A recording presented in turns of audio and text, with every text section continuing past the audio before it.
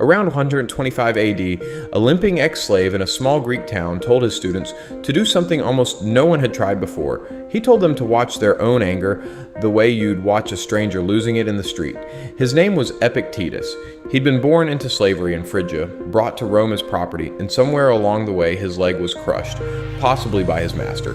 He walked with a permanent limp, and from that broken body came one of the sharpest minds in the history of human discipline. His student Arrian transcribed his lectures into two works that survived: the Discourses, long and conversational, and the Enchiridion, which means handbook in Greek, a pocket manual, something you could carry like a knife. Inside that handbook is a rule so strange that Roman senators, generals, and eventually an emperor built their inner lives around it. The rule is this: when something happens to you, do not react as yourself. React as if you were watching it happen to someone else. Epictetus puts it bluntly. He tells you that when your neighbor's child breaks a cup, you say easily, "These things happen." So when your own cup breaks, he says, feel exactly the same way. Scale it up. When a stranger's wife dies, you accept it as part of being human. When your own does, do not collapse into a different category of person. Watch yourself the way you watch the stranger. That is the drill. Self-spectatorship. Step out of the first-person camera. Move to the third. Why does this work? Because the second you become the observer, instead of the actor, the heat drops. Anger needs a self to defend. Grief needs a self to drown. Lust needs a self to chase. The moment you watch yourself from across the room, that self thins out, and the impulse loses its grip. The Stoics had a name for this gap. They called it the space between impression and assent. An impression hits you, your face flushes, your jaw tightens, the words form on your tongue. Most people assent in that instant. Epictetus trained his students to wait inside that gap and look. And here's the part that gets overlooked. Epictetus was not theorizing from a villa.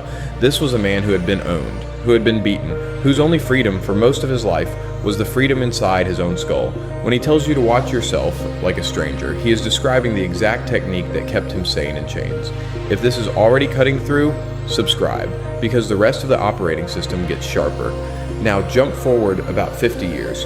A Roman emperor is on the Danube frontier, freezing in a campaign tent, fighting Germanic tribes that will not stop coming. His name is Marcus Aurelius, and in his private notebook, the one we now call the Meditations, he is running the Epictetus drill on himself, page after page. Marcus had read Epictetus closely. His teacher, Junius Rusticus, handed him a copy of the Discourses, and Marcus thanks him for it in book 1 of the Meditations. The fingerprints are everywhere. Listen to how Marcus talks to himself. Begin the morning by saying to thyself, I shall meet with the busybody, the ungrateful, arrogant, deceitful, envious, unsocial. He is not venting, he is pre-watching the day. He is putting himself in the seat of the observer before the actors even walk on stage. Another line from the Meditations. You have power over your mind, not outside events. Realize this and you will find strength. That is the Enchiridion compressed into one sentence by a man running an empire, and when Marcus catches himself in some petty reaction, he writes it down and inspects it like evidence. He calls his own ambitions the puppet strings of desire. He examines his own fear of death by zooming out until he is looking at himself from the stars. Hadrian dead, Augustus dead. Soon you will have forgotten the world, and soon the world will have forgotten you. He is watching Marcus Aurelius, the way Marcus Aurelius would watch a stranger. That is not depression. That is distance. And distance is power. Now slide back another century to a man who took the drill in a darker direction. Cato the Younger, born 95 BC, the senator who stood against Julius Caesar when no one else would. Plutarch tells us Cato trained himself relentlessly against his own appetites. He walked bareheaded in the sun and the rain. He drank cheap wine. He wore clothing his peers mocked. Why? Because he was rehearsing the role of the man he wanted to be and watching himself play it. When Caesar finally cornered him at Utica in 46 BC, Cato spent his last night reading Plato's Phaedo, the dialogue on the soul. He calmly arranged his friend's safety. Then he killed himself rather than accept Caesar's pardon. Seneca and later Stoics treated him as the model, not because he died, but because he watched himself die without flinching. The actor and the observer finally fused. Speaking of Seneca, Lucius Annaeus Seneca, tutor to Nero, one of the richest men in Rome. His letters to Lucilius, written in his final years before Nero forced him to open his veins in 65 AD, are basically a long course in self-watching. In letter 83, Seneca tells Lucilius he reviews his entire day every night before sleep. He sits in the dark and interrogates himself. What bad habit did you cure today? What fault did you resist? In what way are you better? He calls his own mind into court and questions it like a witness.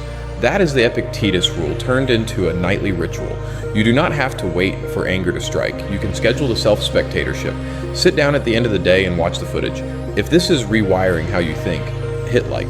It genuinely helps these ideas find the next person who needs them. Now here's where it gets practical for you.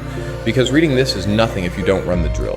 When you feel anger rising in your chest, do not say, I am angry. Say, he is getting angry, or she is getting angry. Use your own name in your head if you have to. The grammatical shift sounds absurd until you try it. It works because anger is fueled by identification. Strip the identification, and the fuel runs out in seconds. When grief hits you in a wave, try what Epictetus actually prescribed. Remember that when you heard a stranger lost someone, you said, such is life. Now hear yourself losing someone, and say the same words in the same tone, not to suppress the pain. To meet it as a human being meets a human thing, not as a special victim of a personal injustice. When desire grips you, whether it is for a person, a drink, a screen, a purchase, watch the wanting. Do not fight it, do not feed it, narrate it. There he is wanting the thing again. Epictetus says the impression is not in your control, but assent is. The narration is the gap where assent lives. When fear of some future event eats you, do what Marcus did in Book 2 of the Meditations. Picture the worst version of the day. Watch yourself walking through it. Notice that the watcher survives. The watcher always survives. That is the part of you Epictetus is trying to wake up.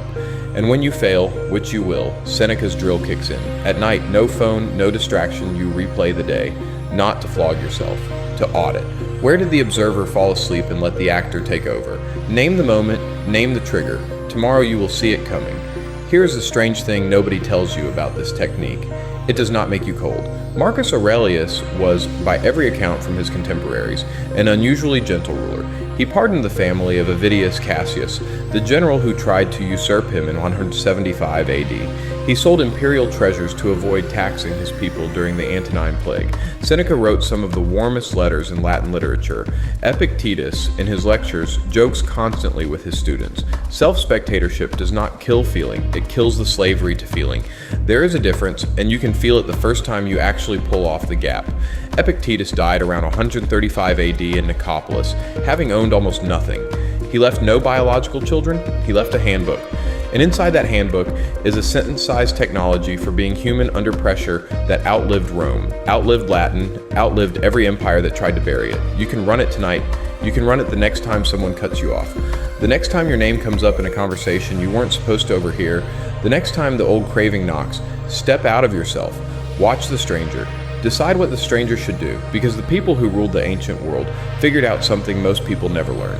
The first person you have to govern is the one inside your own skin, and you cannot govern what you refuse to watch. If you want more of how these minds actually worked, subscribe. The next one goes even deeper.